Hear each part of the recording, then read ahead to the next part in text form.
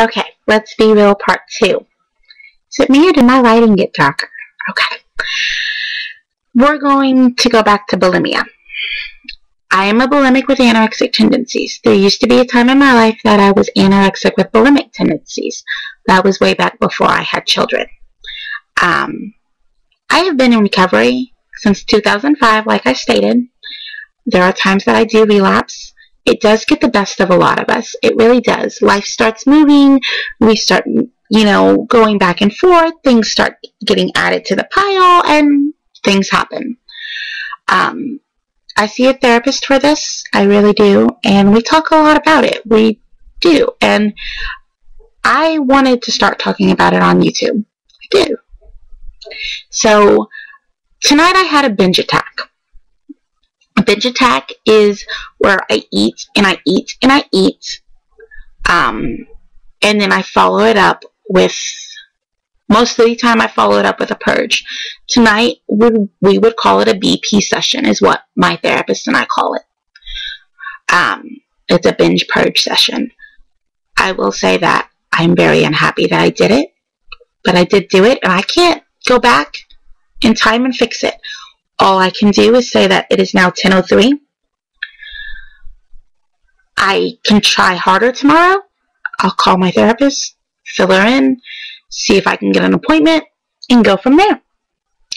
There's nothing I can do to change what I just did. There's nothing I can do to change what I have done in the past. There's just not. I can learn from it. I can grow from it, and I can become a better person. And the lessons that I have learned and the things that I have experienced, I can pass on to my children. So, I am bulimic with anorexic tendencies. And the one thing I want to talk about is how no one talks about their eating disorder and how hard it is to lose weight. I have not seen a single person lately talk about this. If you have an eating disorder and you're in recovery, it is so hard to lose weight because in the back of your mind, you're thinking to yourself, crap, screw this. I could just starve and lose the weight. Or why can't I just go throw it all up? And then, it really, really won't count. But it does count. But you know what I mean. So, it's hard. It's hard. Because on top of trying to be healthy and lose the weight, I have an eating disorder mind. And it's a battle, but I get through it one day at a time. And honestly, it's like 1 hour at a time. Because my first thought when I wake up each morning is, please God, don't let me binge. Please God, don't let me binge. Please God, don't let me binge. And I'm not joking. That is the first thing I think of. It used to be that the first thing I think of is, please God, let me make it through the day without cutting. I have overcome that. Now it is, please God, let me make it through the day without having a binge and purge episode. Please God, help me. Please guide me. Please show me that I'm savable.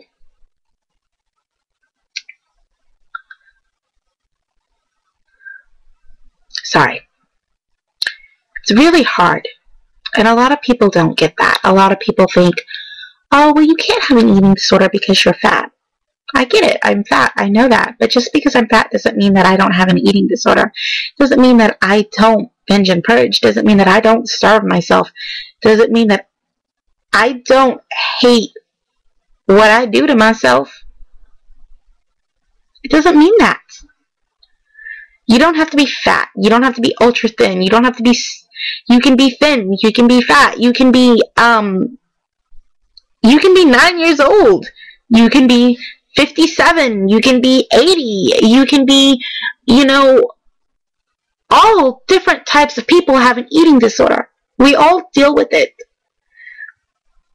And you don't have to have just bulimia or anorexic. You can be an overeater. You can be a purger. You can be, dear goodness, my mind is getting away from me tonight. You can over-exercise. You can do all these things. You can be, a diet pill abuser, a laxative junkie. All different kinds of things affect us. There's all different kinds of things. And you don't have to just have an eating disorder. You can be a self-injury girl. You can be a cutter. You can be a burner. You can be, I don't know what those people are called. The ones that cut their hair repeatedly because they're stressed out. I would think that would fall underneath self-injury, but I'm not very experienced with all that. There's so much. You could be so much. Like, you could be on the verge of committing suicide, and it could just take one more rude comment and it could happen. Nobody thinks about stuff like that. Nobody asks questions about stuff like that. When I was a teen, I can't tell you how many times the suicide hotline saved my life. Or how many times back when I was a teen, Post Secret would do the suicide things, and how I didn't feel so alone. I felt so alone as a teenager. There are times that I still feel so alone. I don't have a best friend. I don't. I keep to myself. I mind my own business, and I push through the days. Because in the back of my head, I'm still that 17-year-old girl who is terrified that no one is going to love her, no one's going to want to be friends with her, and no one's going to want to put up with her. And I do the therapy sessions, and I talk it out, and I write it out, and I pray that everything will be okay. And one day it will be. One day everything will be. So, it's hard. It is. And there's a lot of things that I want to start vlogging about. There is. Not just my TTC and not just my PCOS. I want to vlog about my eating disorder. I want to vlog about how hard it was to overcome a razor blade. That is one of the hardest things I've ever had to do, is overcome a razor blade, overcome pills, overcome alcohol. I used to drink so bad that I'd wake up and I didn't know what the hell happened. No one noticed. No one gave a damn. No one cared. And if you're going through this at all, if you drink like crazy and you do pills and you do drugs and you're, suicidal, or you cut yourself, or you have an eating disorder, or you feel like you can't go on, I am here for you. Because nobody was there for me, but I am here for you. I will be here anytime you need me to be. Through, Facebook, chat, text messaging if you want to, anything that you need, I am here for you. Because I have been there. I am going through it. I am moving past it. And I know how hard it is. I was sexually abused as a child. I was physically abused. I was emotionally abused. I abused myself. I allowed men to abuse me. I allowed men to abuse me sexually. I did sexual favors. I did drugs. I did alcohol. I did pills. I cut myself. I burned myself. I starved myself. I purged. I binged. Any hateful thing I could do to myself, I did. Because I wanted to feel whole. So, with that being said, I'm here for you. If you need to talk, I am here for you. Sorry, this is really hard to talk about. And then I smile because I smile, and it's easy to smile to cover it up, because then it was like, oh, well, she's not being serious. But it's easier to smile and cover it up because I don't want anybody to see that I'm really weak, and I'm really scared, and I'm really nervous, and I'm terrified of being the mother that my mother was. I'm terrified of it. I'm terrified that I'm going to be just like her. But I'm 24 and I realize that I'm not like her. I don't scream at my kids. I don't beat my kids. I don't go out 24/7 and leave my kids with babysitters. I don't party. I finally learned how to be somewhat normal. And it's taken a lot of therapy. And I really hope I can get there, because I feel so bad, because even during Christmas time, I I don't want to be around my husband's family because I feel so out of place, and I don't know how to tell them that I feel like I don't belong anywhere. I don't know how to tell them that. I don't know how to tell them that I really think everybody hates me. And it all goes back to my childhood and how much my mother used to tell me I'd never be good enough and I was always worthless and that nobody would ever love me. And it's hard because my husband, he pushes through so much and he's gone through so much for me. And I love him so much, but it's so hard because at times I really think he doesn't love me, but I know he does. Because if he didn't love me, he would not be going through this TTC battle thing with me. No way. No way would he be shelling out all this cash to take care of me and to do all these things. There's no way, and I know that. But it's really hard. And I know that they say life is hard. And I know that they say it's not supposed to be fair. But I didn't expect for it to be like this. I don't know what I expected. I was only a kid. I was only a kid and all these things happened to me and I did all these things and I'm learning to deal with them one at a time and I'm learning to be brave and I'm learning to be strong and I'm learning how to make friends for the first time in my life.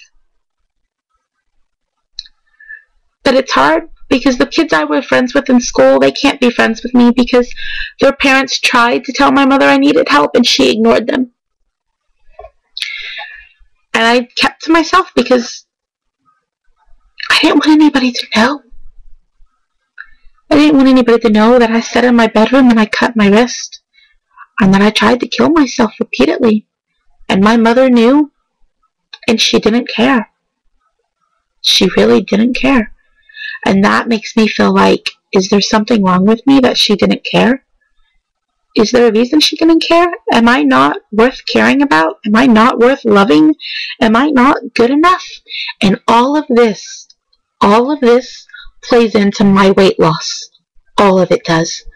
Because all these thoughts come through, and then I think if she doesn't think I'm good enough, why should I try with weight loss or with school or with being better or with doing anything? The only thing I do is become a better mother. Because the last thing I want is my kids to go through what I went through. I would hate for them to go through what I went through. I would hate for anyone to go through what I went through. And this is just the polite version of what I went through. I feel so lost. And I know that sounds so stupid, but I do. I just don't know. I hope it gets easier, and I know that it'll take therapy and it'll take time, but it's hard. And they don't ever tell you how hard it is. They don't. They just tell you, you'll get better, it'll be okay.